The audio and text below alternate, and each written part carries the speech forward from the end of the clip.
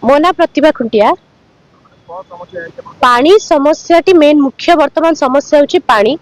जेहेतु पानी पिला माने पाउनाहांती, पिला मानकर मौलिक अधिकार खाद्य और पानी। केते गुडे पिला स्कूल को आसुछंती, हमर गरीब पिला गुडा से माने पाठ पई भी आसुनंती, माने खाद्य और पानी पई आसुछंती। खाइबार खाई कि ना ठीक से धोइबा प्लेट तो गोटे पिलाटा धोइबो, सेतिकी भी हमर पानी नाही।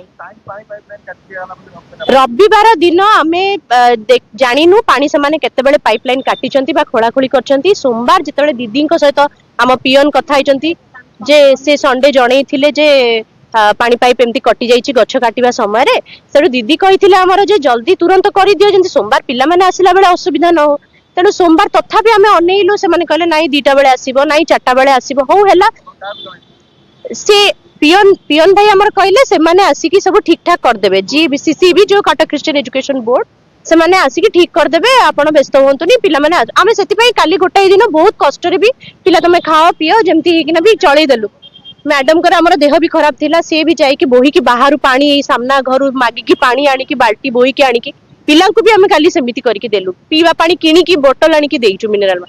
अच्छा आज काली 4टा सुधा हेलानी, आज सकाळ सुधा भी मैडम कहिथिले जे करई दियंतु बोली। 10टा भीतर भी हेइनी, 11टा 12टा भीतर भी हेउनी। तेणु आमे बाध्य होइके आसिकी धारणा देलु। पिलांकु तो खरारे धारणा देई परिबनु, पिला माननकु पेखे जने टीचर आ सेफली से माने बसंतु, आ आमे अन्य टीचर माने बसिछु आ कोन करिबु। बाध्य होइके उपरिस्थंकु जणैछु। उपरिस्थ माने भी हमकु बहुत सहाय्य करूचंती। सेमानकर बहुत अनेक अनेक आम स्कूल रो बहुत किछि समस्या ता भीतर से माने हमकु बहुत कोऑपरेट करि चालीचंती। आ आज रो ई समस्या पई आज आमे एठारे बसिछु शांतिपूर्ण भाबे। आमे कहार कोनोसी क्षति करिनु, कहार शांति करूनु, किंतु हमर दाबी पूर्ण हो बस सेति। आम पिलांकर दाबीटा पूर्ण भी हमको माने ये कर दो। गवर्नमेंट को बदनाम करियो चाहछन, किंतु गवर्नमेंट हम सहित अछि सर।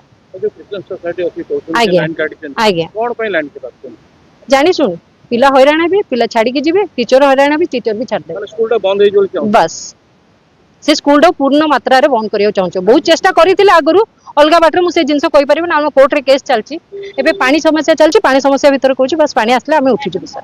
आ मैडम संजीत सामल ख्रीष्ट महाविद्यालय पुरातन छात्र।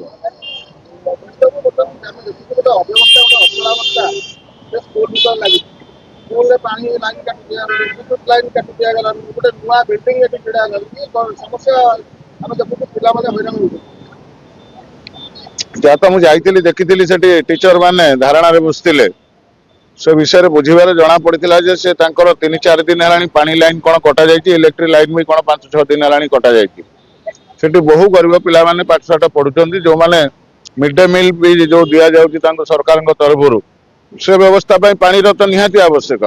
एवं इलेक्ट्रिक जो खरा गरम जदि पंखाटी न बुलिबा पिला सेठी कौन पाठ पढ़िबे, ए सब समस्या उपजी 5-6 दिन है, किंतु कौन प्रकार तार सुविधा एपर्यंत करागला नहीं। आज